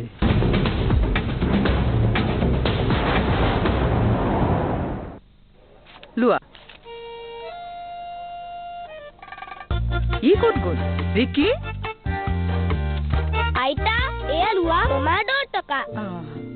একো কথা নাই 10 টকাৰ সাৰ্ফ এক্সেলেৰে এই সকলো দাগ সফা হৈ যাব সাৰ্ফ এক্সেল ইজি ৱাশ এতিয়া মাত্ৰ 10 টকাত অধিকাংশ হেয়াৰ অইলছত মিনাৰেল অইলৰ উন্মুক্তভাৱে ব্যৱহাৰ হৈ আছে তেনেস্থলত US গভৰ্ণমেণ্টৰ সংস্থা NCBI ৰ অনুসৰি মিনাৰেল অইল হ'ল মনুষ্যসকলৰ বাবে কেঞ্চাৰৰ কাৰণ আৰু টিউমাৰক বৃদ্ধি কৰে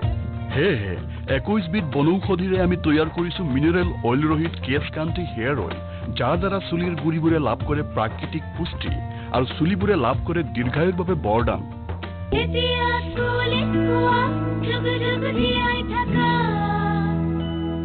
happy Diwali happy Diwali happy Diwali ओह हैप्पी दिवाली क्या साहब आज हैप्पी दिवाली थोड़ी है हमारे घर पे दिवाली के पहले भी दिवाली और बाद में भी दिवाली हैप्पी दिवाली लाइए आराम से गिरा दिया एक सेकंड विनोद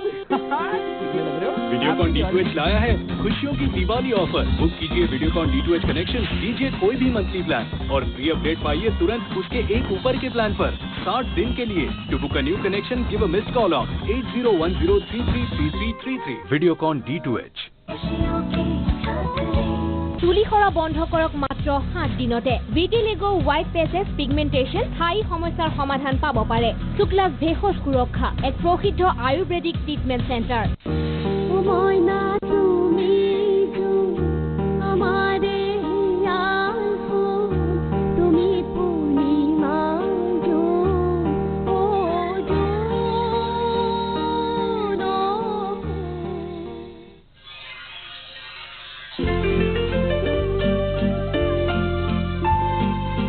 শিশুটিৰ সুস্বাস্থ্যৰ বাবে সম্পূৰ্ণ টিকাকৰণ অতি জৰুৰী সেয়েহে টিকাকৰণৰ পৰা বাদ পৰি যোৱা শিশুসকলৰ টিকাকৰণ সুনিশ্চিত কৰাৰ উদ্দেশ্যে অসম চৰকাৰৰ স্বাস্থ্য বিভাগে 7 নৱেম্বৰ 2016 পৰা দ্বিতীয় পৰ্যায়ত এক বিশেষ টিকাকৰণ অভিযান হাতত লৈছে ইয়াৰ উপৰিও শিশুসকলৰ লগতে গৰ্ভৱতী মহিলাসকলক টিকাকৰণ কেন্দ্ৰলৈ যাবলৈ উৎসাহিত কৰাৰ লগতে 100% টিকাকৰণ সুনিশ্চিত কৰাৰ পঞ্চায়ত নগৰপালিকাৰ ৱাৰ্ড সদস্যলৈ ৰাষ্ট্ৰীয় স্বাস্থ্য অভিযান অসমৰ তৰফৰ পৰা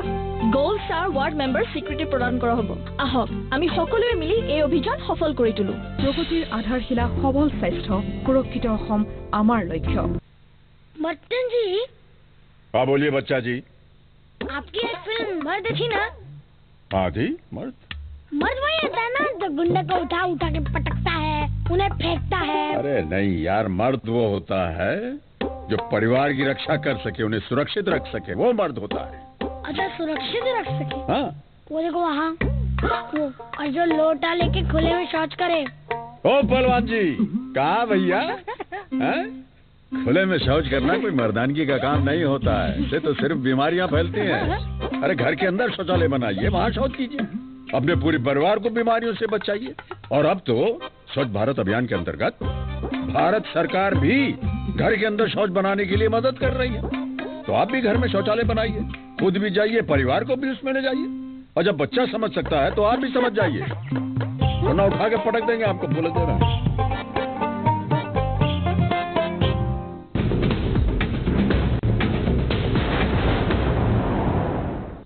উভতি আহিছোঁ অনুষ্ঠানৰ মাজলৈ আমি অলপ আগতে পাতিছিলোঁ এটা কথা যে দৰ্শকৰ ফালৰ পৰা যে কিছুমান চিৎকাৰ বোলো বা টিটকাৰী বোলো তো মোৰ মনত পৰিছে যে অভিনেতা অভিনেত্ৰীয়ে আমি বহু অভিনেত্ৰী দেখিছোঁ অভিনেত্ৰী আপুনি এগৰাকী অভিনেত্ৰী যিহেতু তেওঁলোকে ব্যতিক্ৰমী চৰিত্ৰ কৰিছে খুব চিৰিয়াছ ছবিত অভিনয় কৰিছে কেতিয়াবা কিছুমান বা বাণিজ্যিক ছবিত অভিনয় কৰিছে এই দুইটাত সমানে দখল ৰখাৰ ক্ষেত্ৰত আমি কেইবাগৰাকী অভিনেত্ৰীৰ নাম ল'ব পাৰোঁ বম্বে চিনেমাৰ ৰেখাৰ কথা আমি ক'ব পাৰোঁ স্বপ্না ৰাজনীৰ কথা ক'ব পাৰোঁ স্মিতা পাটিলৰ কথা ক'ব পাৰোঁ আৰু আছে তেনেকুৱা এতিয়া মোৰ কথাটো হৈছে যে গ্লেমাৰ অকণমান মোৰ প্ৰশ্নটো দীঘলীয়া হৈছে যে গ্লেমাৰৰ পিছত গ্লেমাৰটো আহি যায় তেতিয়া এগৰাকী অভিনেতা বা অভিনেত্ৰীৰ যিটো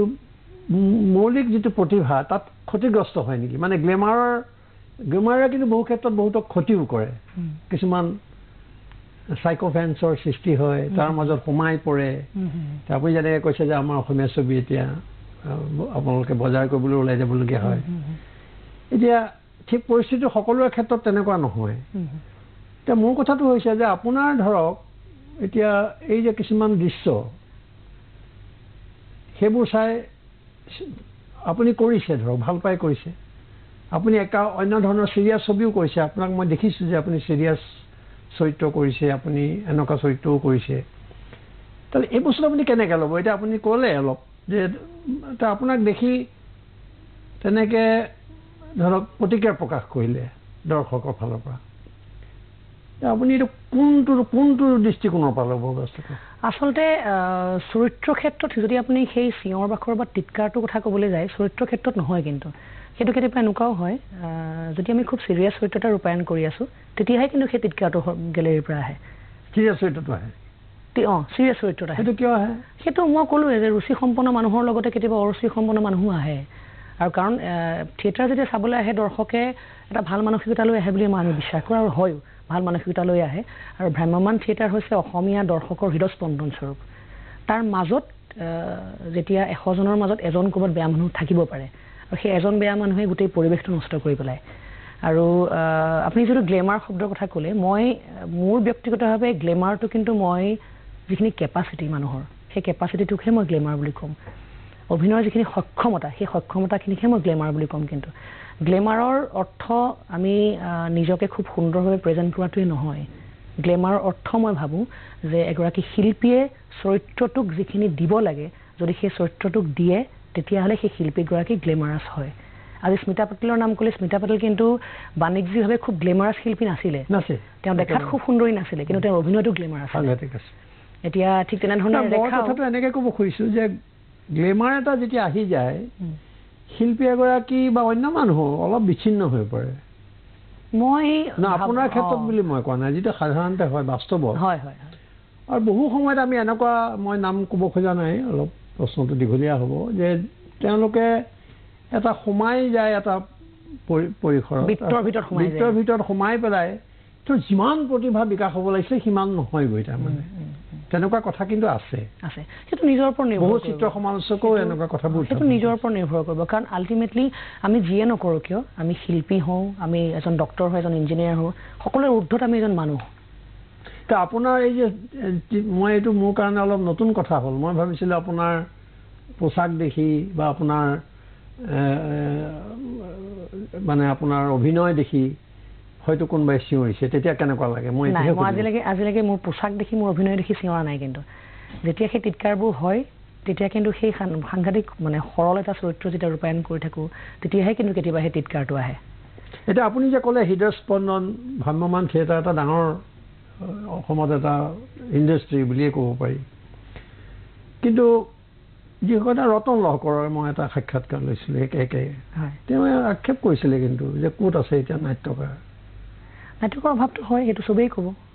নাটক ক'ত আছে তেওঁ কিয় দুখ কৰিছিলে এই ধৰণে নাটকৰ ক্ষেত্ৰত বৰ্তমান যিফালে গৈছে নাটক আপুনি পাহৰি যাওক আপুনি এগৰাকী অভিনেত্ৰী আপুনি অভিনয় কৰিছে কৰিব লাগিব হয় কিন্তু অন্য ধৰণেওতো আপোনাৰ এটা মন আছে বা আপুনি যথেষ্ট ৰুচিবান যে আপুনি অনুভৱ নকৰেনে যে আমাৰ অলপ সামাজিক দায়বদ্ধ বা অলপ মেছেজ থকা নাটকৰ অভাৱ হৈছে মেছেজ থকা নাটকৰ অভাৱ হৈছে কিন্তু নথকাও নহয় কিন্তু আজি মই নিজে এখন যিখন নাটক কৰি আছোঁ মা কালী সেইখনত সেইখিনি এণ্টাৰটেইনমেণ্টৰ ছেক্টৰখিনিও আছে তাৰ লগতে কিন্তু এটা সাংঘাতিক মেছেজো আছে দৰ্শকৰ প্ৰতি আৰু মই অভিনয় শিল্পী হিচাপে মই কোৱা নাই এগৰাকী দৰ্শক হিচাপে কৈছোঁ যে আজিকালি মানুহৰ সময় খুব কম এতিয়া আজি মোৰ নিজৰ ব্যক্তিগতভাৱে মই আবাহনৰ লগত জড়িত হৈ আছোঁ মোৰ সাংঘাতিক তাৰণা আছে শইকীয়া ছাৰৰ এখন নাটক দৰ্শকৰ আগত উপস্থাপন কৰাৰ ক্ষেত্ৰত ভৱেন্দ্ৰনাথ শইকীয়া ছাৰৰ নাটক কিন্তু ক'ৰবাত তেওঁলোকে যোৱাবাৰ লৈছিলে নীলকণ্ঠ নাটকখন লৈছিলে কিন্তু নাটকখন চাবলৈ আহোঁতে দৰ্শকৰ যদি আমাৰ 4-5 শাৰী দৰ্শকে ভাল পায় তাৰ পিছৰ ফালৰ দৰ্শকে কেতিয়াবা অলপ আমনি পায় সময় সাপেক্ষে বস্তু বেলেগ বেলেগ ধৰণৰ হয় এতিয়া দৰ্শকৰ কথা ভাবি থাকিয়ে নাটক লিখি থকা হ'ব নে অলপমান নহয় আপুনি দুটা পইণ্ট লাগিব দুইটা পইণ্ট লাগিব এতিয়া দৰ্শকক আপুনি বুজাবলৈ যাওঁতে তেওঁলোকে গ্ৰহণযোগ্য হিচাপে তেওঁলোকক বুজাব লাগিব তেওঁলোকে যদি আপুনি কি কৈছে নুশুনে আপুনি যদি শুনাবই নোৱাৰে আপোনাৰ কথাখিনি কোৱাৰ অৰ্থ ক'ত থাকিলে কিন্তু চেষ্টাটো কৰিব লাগিব সেইকাৰণে তেওঁলোকক শুনাৰ ভাষাটোৱে আমি শিকাব লাগিব তেওঁলোকক যিখিনি আমাৰ ক'বলগীয়া থাকে সকলো কথাটো আৰু মানি ল'ব নোৱাৰি ডেফিনেটলি মানি ল'ব নোৱাৰি থাকিব লাগিব ডেফিনেটলি মানি ল'ব নোৱাৰি আৰু সেইকাৰণে মই এইকাৰণে কৈছোঁ যে অলপমান তেনেকুৱা ধৰণৰ নাটক ডেফিনেটলি লাগে আমাক ডেফিনেটলি লাগে আৰু যিহেতু আমাৰ আমি কৈছোঁ যে এটা মিডিয়াম সাংস্কৃতিক মিডিয়ামটো সদায় সমাজৰ দাপোন হয় গতিকে সমাজত যিখিনি বস্তু চলি আছে সেইখিনি বস্তু আমি দেখুৱাব লাগে আমাৰ অভিনয়ৰ যোগেদি আমি কেতিয়াবা পাতিম পিছত থিয়েটাৰ কোনখন নাটকত অভিনয় কৰি আপোনাৰ আটাইতকৈ ভাল লাগিছে থিয়েটাৰ মই ৰাষ্ট্ৰীয় লগত থকা বছৰ মই অভিনেত্ৰী নামৰ এখন নাটক কৰিছিলোঁ সেই নাটকখন মোৰ জীৱনৰ সদায় মানে স্মৰণীয় এখন নাটক হৈ ৰ'ব কি কাৰণে আপোনাৰ স্মৰণীয় হৈ ৰ'ব সেই নাটকখনত মই খুব সুন্দৰ সংলাপ আছিলে আৰু এগৰাকী ছোৱালীৰ জীৱনৰ পৰা তেওঁৰ প্ৰায় 60 বছৰ বয়সলৈকে এটা অভিজ্ঞতা দীঘলীয়া এটা অভিজ্ঞতা মই ৰূপায়ণ কৰিব পাৰিছিলোঁ 2 ঘণ্টা সময়ৰ ভিতৰত গতিকে মোৰ কাৰণে ডাঙৰ এটা চেলেঞ্জ আছিলে যেনেকৈ মই ক'লোঁ ৰামধেনু মোৰ কাৰণে এটা চেলেঞ্জ তেনেকৈ অভিনেত্ৰীও মোৰ কাৰণে এটা চেলেঞ্জ আছিলে আৰু যদিও মহাৰাণী সেই সময়ত সাংঘাতিক পপুলাৰ হৈছিলে নাটক যেতিয়া চাই আহে অভিনেত্ৰী প্ৰথম দিনাখন চাই ছেকেণ্ড ডে মহাৰাণী চাই বহুত সৰু সৰু ল'ৰা ছোৱালী মোৰ ওচৰলৈ আহে মই এনেই কেতিয়াবা সোধোঁ দুখন নাটক চালে কোনখন ভাল পালা অভিনেত্ৰী বেছি ভাল লাগিলে সেই যে স্পৃহাটো মানুহৰ অভিনেত্ৰীখনতো কমাৰ্চিয়েলিজম নথকা নহয় আছে কিন্তু তাৰ মাজতে সুস্থ মানসিকতাৰে ভাল ভাল সংলাপ আছে যিখিনি সংলাপে দৰ্শকৰ অন্তৰ চুই যায়গৈ তেনেকুৱা নাটক আমাক লাগে এতিয়া মানে আপুনি অভিনেত্ৰী আপোনাৰ এটা চৰিত্ৰটো মনত থকা চৰিত্ৰ ভাল লগা এটা খুব ৰিচেণ্ট মানে চালোঁ দূৰদৰ্শন এটি যন্ত্ৰ অসমীয়া ছবিত যথেষ্ট মানে উৎসাহজনক কথা এটা কাৰণ চলিছে খুব তাৰ আপুনি একেবাৰে সম্পূৰ্ণ ব্যতিক্ৰমী চৰিত্ৰ এটা কৰিলে সেই চৰিত্ৰটোৰ বিষয়ে অকণমান ক'ব নেকি আপোনাৰ মানে কি অভিজ্ঞতা সেই চৰিত্ৰটো আচলতে বহুত দিনৰ মূৰত আৰু মই মানে কমিক জনৰ চৰিত্ৰ মই আজিলৈকে চিনেমাত কৰা নাছিলোঁ আৰু মই কৈছোঁ সদায় পুৰুষকেন্দ্ৰিক হয় কাহিনীবোৰ ছোৱালীজনীক সদায় হিৰইনজনীক সদায় মানে ফ্লাৱাৰ বেজ হিচাপে ব্যৱহাৰ কৰা হয় সেইটো বলিউডত হওক অসমীয়া চিনেমাত হওক খুব কমেইহে আমি পাওঁ ভাল চৰিত্ৰ এতিয়া পাইছোঁ মোটামুটি আপোনাৰ এটা প্ৰতিবাদী কণ্ঠ আছে ডেফিনেটলি আছে মোৰ কাৰণ মই গুণগুণ গানে পৰা দীনবন্ধুৰ পৰা ৰঙৰ পৰা মই কিছু কিছু ক্ষেত্ৰত মোৰ সেইখিনি সুবিধা পাইছোঁ তেনেকুৱা ধৰণৰ চৰিত্ৰ ৰূপায়ণ কৰাৰ ক্ষেত্ৰত থিয়েটাৰত মই পাইছোঁ কিন্তু থিয়েটাৰত মই যিমানখিনি কৰি আছোঁ পাইছোঁ কিন্তু নৰ্মেলি সদায় পুৰুষকেন্দ্ৰিক হয় গতিকে নাৰীকেন্দ্ৰিক চৰিত্ৰ আমি কিয় চিন্তা নকৰোঁ নাৰীয়ে কি নাৰীৰ কোনো নাই এতিয়া আহিছে আপুনি আকৌ তেনেকুৱাকৈ সোমাই যাবগৈ নেকি যে আপোনাক সেই তেনেকৈ ভাবিব আৰু তেনেকৈ ল'ব নহয় সেইটো নহয় কিন্তু দূৰদৰ্শন এটি যন্ত্ৰ সেইকাৰণে উলিয়াইছোঁ মই সম্পূৰ্ণ বেলেগ ব্যতিক্ৰম সদায় লাগে আৰু যেতিয়া মোক সেইটো দূৰদৰ্শন এটি যন্ত্ৰৰ অভিনয় আপুনি সন্তুষ্ট নে সন্তুষ্ট যদি হৈ যাম এইটো অৰ্থত কোৱা নাই যে আপুনি সন্তুষ্ট হ'ল আৰু কাম শেষ হ'ল কাইলৈ ঘৰত সোমাই গ'ল মই এইটো কোৱা নাই কিন্তু চৰিত্ৰটোত আপুনি চাইছেতো পিছত আপোনাৰ মানে ক'ৰবাত অলপমান আপোনাৰ অভিনয় মানে কি কয় এইটো অভাৰ এক্টিঙৰ ধৰণৰ এটা হ'ল নেকি বাৰু তাত অভাৰ এক্টিং বুলি মই নকওঁ এগৰাকী গ্ৰাম্য তিৰোতাৰ যিহেতু তাই বিবেক নাই মহিলাগৰাকীৰ বিবেক শূন্য এগৰাকী মহিলা বিবেক শূন্য এগৰাকী মহিলাৰ ডেফিনেটলি এক্সাজাৰেশ্যন হ'বই কিন্তু কাৰণ তেওঁ যেতিয়া ল'ৰাটোৱে পঢ়ি থকা সময়ত পঢ়াৰ পৰা আনি পেলাই টিভিটো চাবলৈ মাতি লৈ আহে ডেফিনেটলি সেইগৰাকী মহিলাৰ চাগে বডি লেংগুৱেজবোৰ তেনেকুৱাই হ'ব সোমাই পৰিছিলে আপুনি সোমাই পৰিছিলোঁ আপুনি যেতিয়া প্ৰতিবাদৰ কথা ওলালে আমাৰ দৰ্শকে অলপমান আপোনাৰ এটা প্ৰতিবাদৰ আটাইবোৰ নাটকৰ মাজত আৰু দুটা সংলাপ আপুনি ক'ব লাগে দৰ্শকে এইটো অলপ ভাল পাব মাকলি এটা সংলাপ কৈ দিওঁ কলিজাটোক উতলাই ল'ম বুকুৰ তেজবোৰক আৰু বেছি ৰঙা কৰি ল'ম সিহঁতে মোক কৰা অত্যাচাৰ প্ৰবঞ্চনা বিশ্বাসঘাতকতাৰ নগদ হিচাপ ল'ম মই সিহঁতৰ পৰা কেৱল নিজৰ কাৰণে নহয় বহুত আশা বহু সপোন বুকুত বান্ধি নিজৰ উকা কপালখন ৰঙা কৰা প্ৰত্যেকজনী ছোৱালীৰ কাৰণে যুদ্ধ কৰিম মই সিহঁতৰ লগত কেৱল প্ৰতিশোধেই নহয় ভৱিষ্যতে যাতে কোনো নিজৰ বোৱাৰীক নিজৰ পত্নীক এনেকৈ জীৱনতে জ্বলাই মৰাৰ সাহস কৰিব নোৱাৰে তাৰ ব্যৱস্থা কৰি থৈ যাম মই মেঘালী ৰূপালী সোণালী হৈ নহয় মা কালী হৈ ধৰা দিম সিহঁতৰ সন্মুখত আমি আহিম আকৌ অন্যান্য প্ৰসংগলৈ এইখিনিতে লৈছোঁ এটা চমু বিৰতি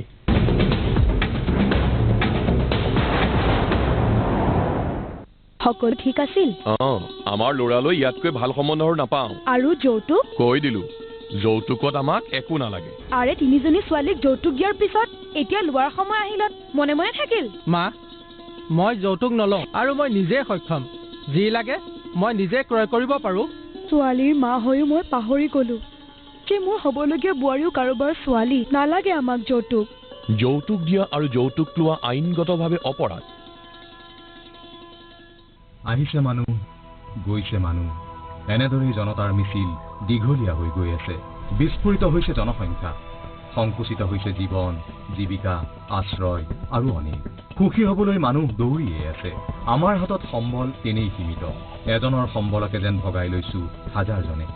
সমস্যা বাঢ়ি গৈয়ে আছে জনবিস্ফোৰণৰ এই সমস্যা ৰোধ কৰাৰ উপায় ক'ত আমাৰ সৰু পৰিয়ালত জীৱন জীৱিকা আশ্ৰয়ৰ জোৰা মাৰি সুখী হোৱাৰ উপায় ক'ত আমাৰ সৰু পৰিয়ালত স্বাস্থ্যৱান আৰু সবল শিশুৱে উজ্বলাই তুলিব ক'ত আমাৰ সৰু পৰিয়ালত এটা সৰু সুখী পৰিয়ালৰ বাবে জন্ম নিয়ন্ত্ৰণ পদ্ধতিসমূহৰ ব্যৱহাৰ কৰক গৰ্ভনিৰোধক পিল আৰু কণ্ডম আপোনাৰ গাঁৱৰ আশা কৰ্মীৰ ওচৰত উপলব্ধ প্ৰথমটো সন্তান পলমপুৰ দ্বিতীয়টো সন্তান 3 বছৰৰ ব্যৱধানত দুটা সন্তানতে সীমিত কৰক আপোনাৰ সৰু পৰিয়াল পৰিকল্পনা কৰক আপোনাৰ দায়বদ্ধতাৰ পৰিচয় দিয়ক এজনৰ পৰা এই বাৰ্তা হাজাৰজনে ভগায়